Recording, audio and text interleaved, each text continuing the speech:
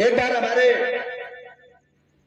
जब हम लोग का हमारा शुरुआत था, कोई ऐसा कलाकार नहीं है जिसमें हारमोनियम के बहुत ही सुंदर हारमोनियम मास्टर। आज मेरा पहला दिन नहीं है, कई तो कार्यक्रम बजाए हैं, लेकिन जो आए दिन रोज चलता है उसकी बात कुछ और है। एक के पन्ना पे धुन लिख के नहीं दिया हूं कि ये बजाना है वो बजाना है, क्या कोई जवाब नहीं है, गुरु समान है, बजा क्या हो बजा नहीं।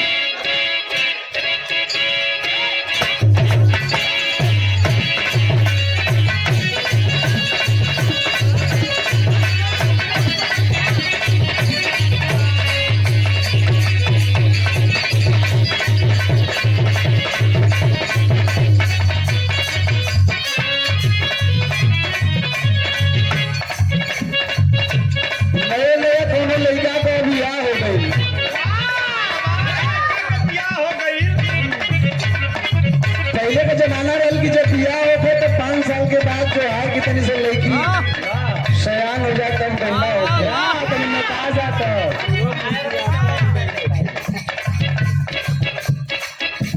आपका जमाना डिजिटल हो गई, परिवर्तन हो गई, अब बिया है विदा खोखा लगल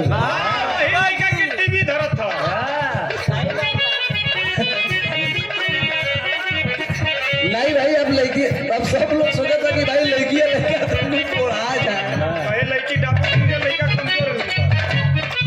अरे भाई तो वो अधूरा कमाई भाई को दोस्त ना देख के करे के चाहिए। जैसे कि देखा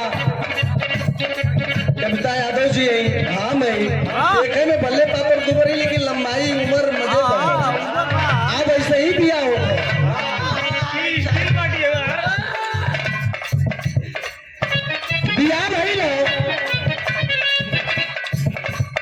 सवाल एक दिना मौका निकाल के दुल्हैया घरे, दुल्हैया के संगवा दुल्हैया के बहिन आवेली साली आईली 2-4 दिन के बाद उनकर बाबू विदाई करा के, लेकिन नहीं चल स्कूले जाए के हाई स्कूल का पेपर दे ले पास हो गए चला बाची। हाँ इंटर में बढ़िया से कोचिंग वोचिंग तो हर करे के बाद दिक्कत हुई। अब 10 दिन साली भी आए की तो मेहरारू तो नया रहो सैदुपुर साहब बस घुमौले ना, साली के जब मन कर पीछे बैठा के मन नहीं मानल। 2-4 दिन के बाद लेके चल गईला खेले कि सुना हो तनिक जाती ससुराल घूमले हैं, साली बिना मन नहीं खेल लगे। अब और सालियों के प्रेम रोग धैले जीजा बड़ी छोला छाप चाउमीन खियौले वाला। बहन से बात करे खातिर के साजी का रोज वीडियो कॉलिंग कर रहे हैं, जीजा से हो बहन के बहाने बहनिया के बुरा न लग जाए। जीजा पहुंचला जाके देखा तो हालात उनका खराब हो, चलो सिखा हो कैसे तैयार भेज हो कलश की जल्दी लिया चला कोनो बहाने 1-8 महीना और रहो। जीजा सवाल करे साली से क्या कहे,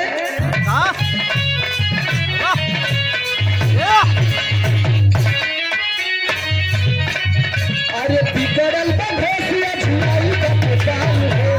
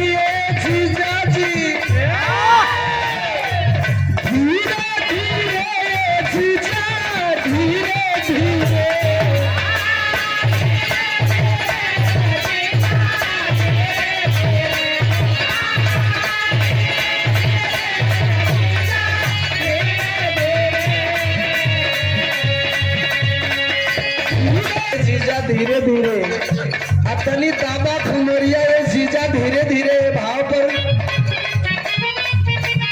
इसके साउंड ऑपरेटर संतोष कुमार महाड़ौर के पावन धरती से छेवार में अगर विजयलाल यादव जी आते हैं तो सोचते हैं राम जन्म जाबाद जी कि नहीं संतोष का साउंड धोखा महाड़ौर के पावन धरती से 50 रुपया और 50 रुपए का पुनः पुरस्कार केशव प्रसाद गौतम बड़का भैया के ओर से महाड़ौर के पावन धरती से कोट कोट सा प्रणाम। धीरे धीरे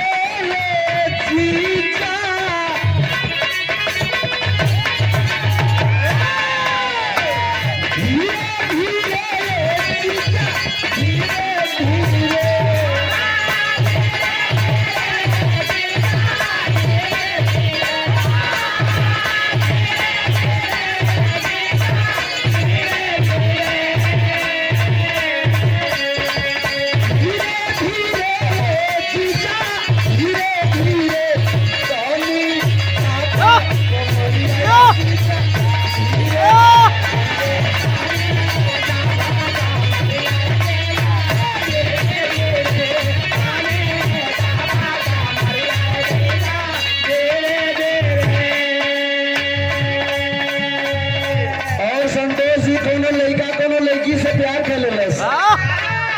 लड़का कलश गया आई लव यू डार्लिंग मिलने नहीं आओगी क्या लड़किया कलश की बेचू में एडमिशन हो गई ला एक चीज काम करा सुना हमारी बात कहे लड़किया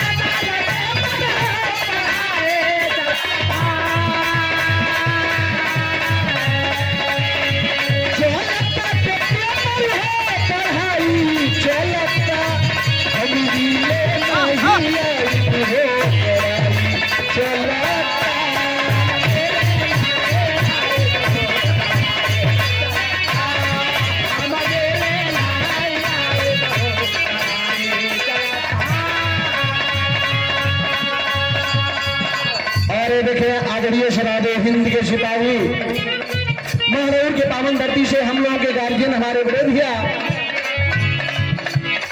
केशव प्रसाद गौतम जी और राजू जी और संतोष जी वो बाप का फर्ज निभाते हैं। परम आदरणीय हमारे बड़े भैया हमें अपना धर्म का भाई समझते हैं सभी लोग और महाड़ौर के पावन धरती से बहुत सम्मान प्यार दुलार मिलता है।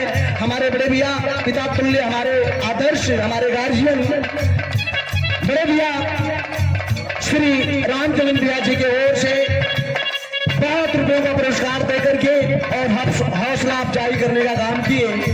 रामचंद्र भैया से संतोष जी की विराह का अवतर ली और दिन रात भर हमारे विराह सुनन कल की मंगल भैया तोहरे में परिवर्तन होता है हमको लिए मेरे संतोष का और आप लोगों का सब प्यार है।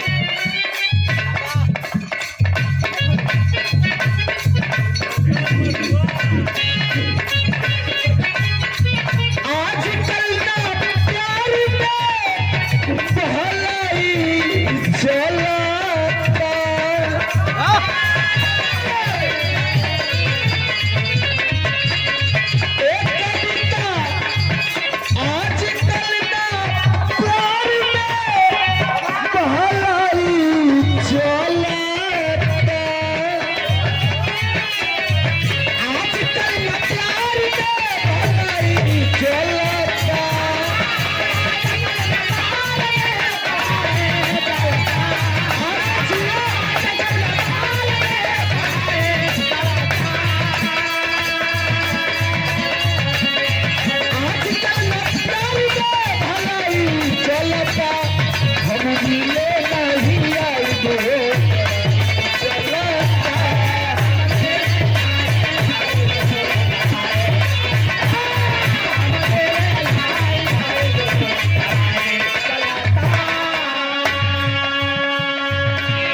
कोनो आशिक कलश किए विकास विकास भाई कोनो आशिक का है तू प्यार करेगे तो कौन ले लू लेकिन सुना गुजर